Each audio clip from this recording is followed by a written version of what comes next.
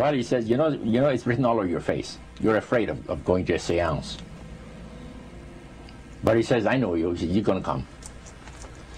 And then he started to tell me how brave I was when I was aboard ship, you know, different things.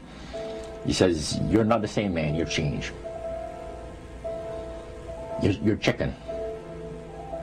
That's all I needed to hear. I said, when do we go to a seance? So one Saturday evening, we were in the place. It was the first time. Very beautiful place. The medium was a lady. She had a gorgeous new home in Montreal. And there were about 20 invited guests there, which I was one of them.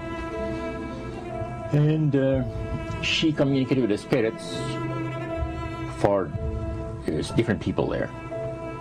And they were telling them what the spirit said. One man said, I would like to talk to my friend that died 6 months ago. But I don't want him to appear. Just want to talk to him. Because he says, I don't trust you talking to my friend for me. So the medium says, let me inquire of the spirit. Yeah, the spirit will talk with you. And that big masculine voice was heard in the place. It says, hi, Frank. It's nice of you to ask for me to talk with you. And they had a little chat. And after it was over, Frank says, this is the greatest thing on earth, to be able to talk with the spirits of the dead. Then the medium said, we have a very special surprise tonight for you people. A spirit will manifest itself openly here in a few minutes. And it's like a big gust of wind hit the building. And right through the wall. Now the lights weren't terribly bright, but they were like living room lights. A couple of floor lamps and maybe some of these.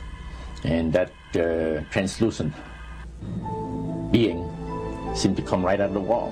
How did you feel right at that moment? It's almost like my heart stopped a little bit. You know, very weird feeling.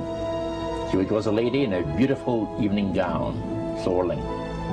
And she said to Mary, my dear sister, you are so wonderful to have asked for me. And Mary fainted and fell right off her chair on the floor. And a couple of guys jumped up and picked her up, and spirit gone. And that was the beginning of it. That's how you got into it. Yeah, that's the way I got into it. After a while, you see, there's something interesting about the human mind. You can adjust an awful lot of stuff. You can adjust to a lot of things that would terrify you to begin with. After a while, they become common and ordinary. So you mean contact with the supernatural can become commonplace and ordinary and doesn't bother anybody? Yeah. In other words, the more that you do it, you're not uncomfortable. That's right. It's just not an uneasy feeling. Yeah. So how did you feel about it? Then I got into a secret society that worshiped the spirits, you see. Well, how is that different from the seance, Roger? It happens that the seance are not involving in many ways. But when you get into a secret society of spirit worshippers, then, and especially when you're invited there by the direction of the higher-ups in the spirit world, you never get out of there alive.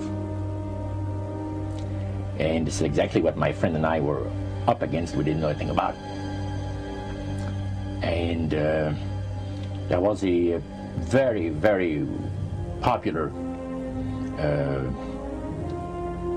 big band leader. Jazz musician? Band, yeah, very famous. And one night we went to one of these seances, and he was with his wife. So Roger, you're at this restaurant. What happened? We sat there, and we had our favorite alcoholic beverages, you know. And as we talked, the band leader says, I want power. I go right to the source of power. And he says, how do you think that I became famous the way that I am? Well, I said, you must have had some good luck. Well, he says, there's no such thing as good luck. He says, there's either some power working for you somewhere, or you don't get ahead in this world. Not in my type of occupation. So it went from there. We got talking about spirit worship. Did it intrigue you? Or did it make you want to find out more about what exactly he was talking about? Yeah. So he said the supposed spirits of the dead that you're talking with are demon spirits. They're fallen angels. They're beautiful beings. Just set it out, just like that. Oh, yeah. It didn't make you uneasy when he said they were Well, demon it shocked you a little bit, something that you first hear mentioned to you. He said, you guys have got a great future ahead of you. Because we've been told, the high priest of our society, secret society, has been told that the master has very special plans for you too. Now, what did he mean by the master? Satan. And we were interested to hear more about it. And he told us, he says, look, we worship spirits.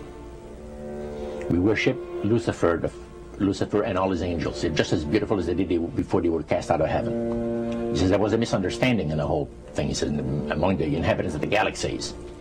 And he says our master was misunderstood. And God did not bear with him like he does with people that make mistakes today. So we're in a warfare, good against evil. And we happen to be the evil ones, but we're not that bad. He says, I look at this business between the forces of good and evil. He says, you believe in one person believes in God, and everyone believes in Lucifer. It's like politics. So the great controversy is real. And you've heard someone talk about it that's on the other side. And to these people, they are sold to the fact that Christ will not return to this planet with power and great glory. He's going to abdicate all claims to the planet, because the high priest once said that Christ will abdicate all claims to the planet because he knows that it is lawfully and rightfully Satan's. And at that time, he says, so the priest says, well, now, he says, for those of you that are new, let me tell you that this is the most feasible way, he says, to please the spirits. It's to deride Christ and his people, and his church and all that. So they sing out of Christian hymnals. They didn't sing Christian words to the hymns, however. Well, they changed a lot of them. Yeah. And not for the good. It's a form of blasphemy. Yeah. Such as you see today in the rock music world. You see the entertainers, they have these crosses. The ladies got earrings, crosses. The guys got crosses. This is a form of blasphemy, a form of deriding Christ. You see. Spirits cause the people to do that, to find pleasure in wearing this type of emblem, which is the cross is the emblem of the crucifixion of Christ for the Christians. Better to reign in hell than serve in heaven, is that it? Why not? I'm here on the ground with my nose in it since the whole thing began. I've nurtured every sensation man has been inspired to have. I cared about what he wanted, and I never judged him. Why? Because I never rejected him. In spite of all his imperfections, I'm a fan of man. I'm a humanist. Maybe the last humanist. Who, in their right mind, Kevin, could possibly deny the 20th century was entirely mine?